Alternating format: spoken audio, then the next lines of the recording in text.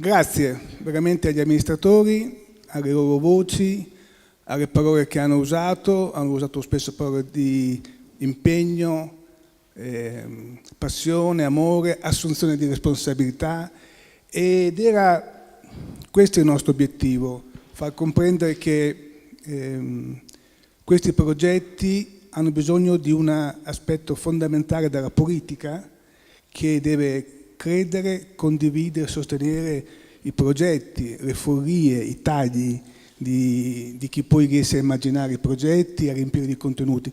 Ma quello che mi sorprende a me personalmente da tempo in Emilia Romagna è il livello molto alto di ascolto che c'è all'interno della nostra regione, con gli amministratori locali, provinciali e regionali.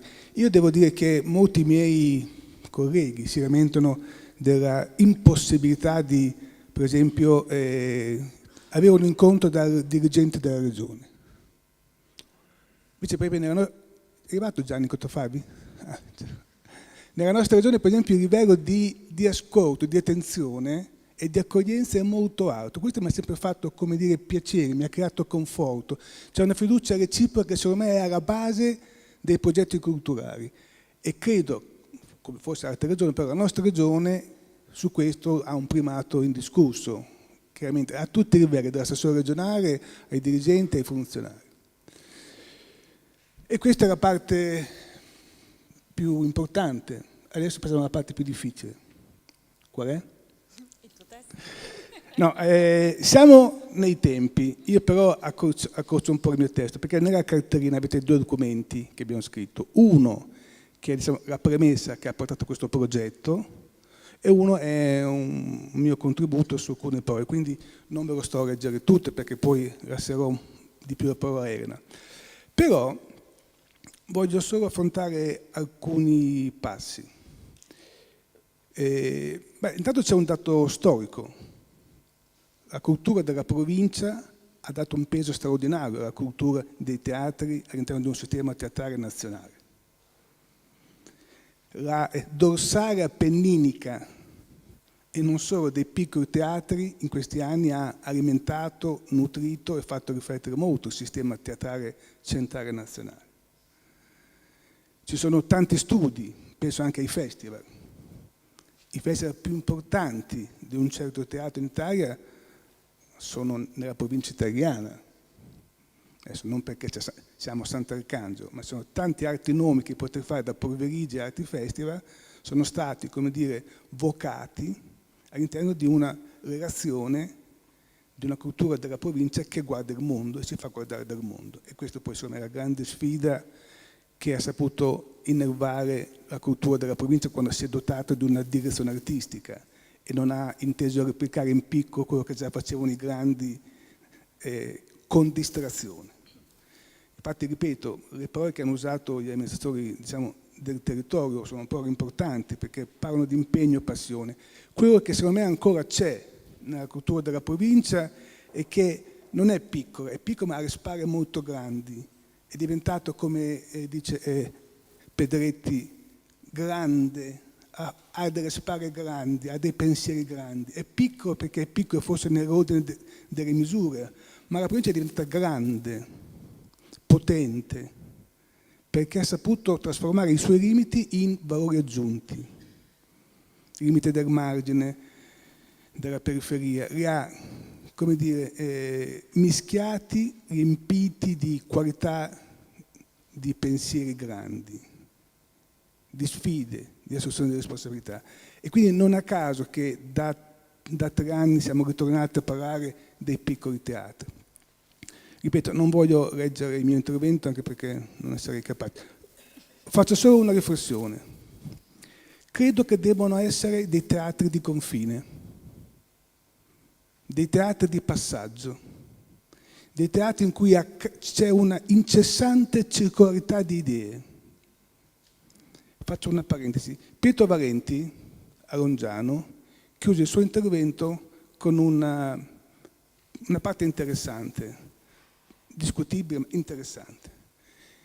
Con tutto il rispetto per chi lo fa, diceva: i piccoli teatri non devono fare la stagione teatrale. non devono essere aperte 6 giorni all'anno, non devono fare il verso alla TV. Tutto il resto lo possono fare. Beh, aveva ragione secondo me. Poi che lui l'abbia fatto o no, questo ne possiamo discutere, però la funzione dei piccoli teatri è quella di essere degli avamposti, dei laboratori del contemporaneo, aperti tutto l'anno, dove si può anche fare la stagione, ma si può fare anche altro, tutti quegli strumenti, quelle azioni, quelle provocazioni che nutrono il rapporto fra teatro e comunità, cittadini e spettatori, in entrata e in uscita, il locale che guarda l'internazionale e l'internazionale che guarda il locale. Qui il confine, anche il confine di genere. Io non mi spavento, detto sinceramente, se un teatro ha bisogno per crearsi fiducia, però che ci siamo detti ormai, se un teatro ha bisogno di crearsi fiducia, può fare delle scelte, come dire, che magari non sono quelle che ama di più, se sono dentro un progetto, dentro una progettualità. Può anche fare un passaggio fra teatro classico, contemporaneo, teatro d'autore, comico. Non è che mi spaventa. Pietro Valenti diceva non facciamo teatro comico televisivo, non ripetiamo quello che già altri fanno.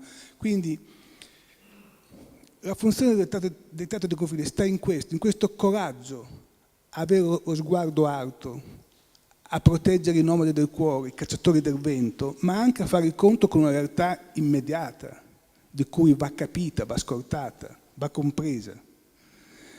Ma i piccoli teatri della provincia di confine, che hanno spesso delle risorse limitate, e qui anch'io ringrazio sempre l'assessore regionale Mazzetti perché comunque crede in questi raggi d'azione di prossimità, ci crede moltissimo, ma abbiamo dei limiti evidenti.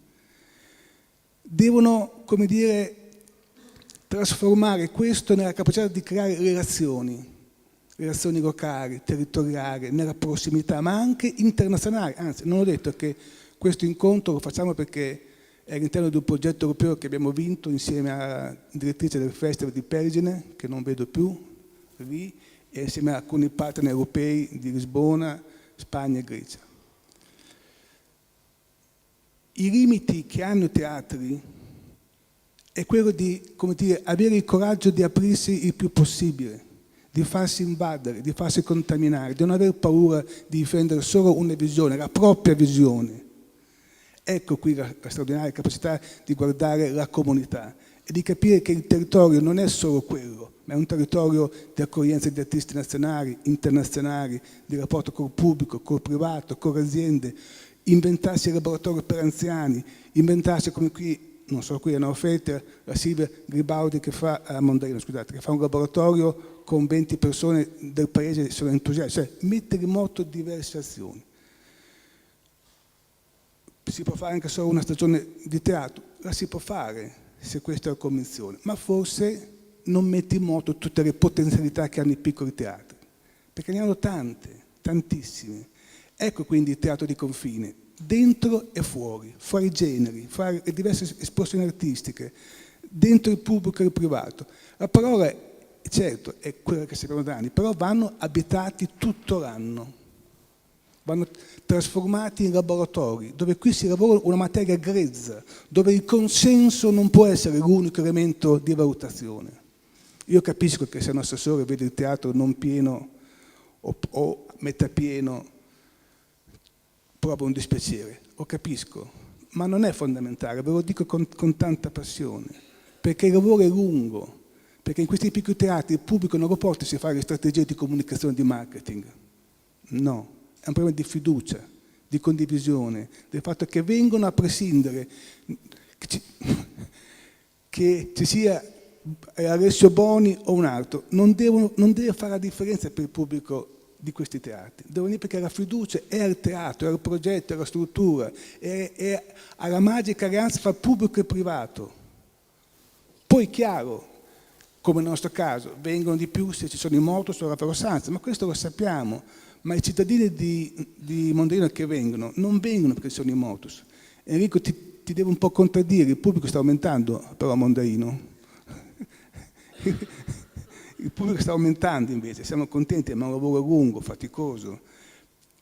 Quindi, mentre, ripeto, con tutto il rispetto lo dico, con tutto il rispetto, a teatro si va perché vai a rivedere qualcosa che hai già visto in TV nella maggioranza dei casi, qui dovremmo fare in modo che l'alleanza su una pagina bianca da riempire insieme, dentro la stagione di prosa, con gli abbonamenti, fuori gli abbonamenti, nelle residenze, nei laboratori, nella formazione. Chiudo solo con un aspetto, sul quale ne abbiamo anche parlato a Rimini e credo che sia un argomento anche che interessi molto Lorenzo. In questi teatri c'è un'alta magia, confine che può superare ricerca, formazione, produzione, circuitazione.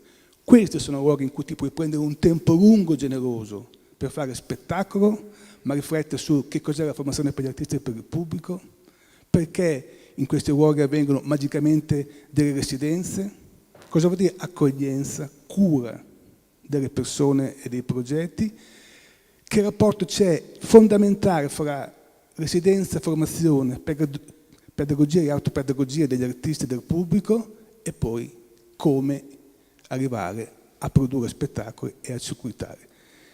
Io e tempo fa ci siamo detti, ma quando hanno offerto viene una compagnia e la paghiamo 2.000 euro, magari la compagnia ne ha chiesti 3.000, noi gli diamo 2.000 perché di più non ne abbiamo, però pensa che è piacere dargli 2.000 euro. In un piccolo teatro come l'offerta gli diamo 2.000 euro.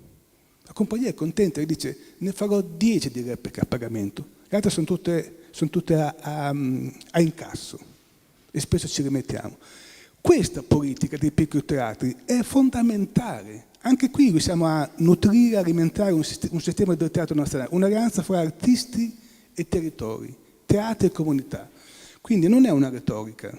Chiudo, Sono convinto dal dato storico al dato presente e futuro che il ruolo di questi teatri, queste comunità è straordinario, perché sono portatori di bellezza, sono portatori di potenzialità enormi. È chiaro, e chiudo anch'io così, se l'assessore Denari ci aiuta sempre di più, non a noi, a tutti noi, e anche il Ministero, saremo più capaci di mettere in gioco energie maggiori e di assumerci responsabilità altre e diverse. Perché a volte i limiti dei piccoli teatri che si confondono a volte, limiti di bilancio e idee, a volte si confondono e quindi cerchi delle scorciatoie, cerchi qualcosa che ti dia subito un consenso immediato di quantità. E questo un po' mi dispiace, ma lo capisco quando avviene. Bene, questo è il mio intervento, lungo, cioè più dettagliato, lo trovate nella cartellina. Vi ringrazio.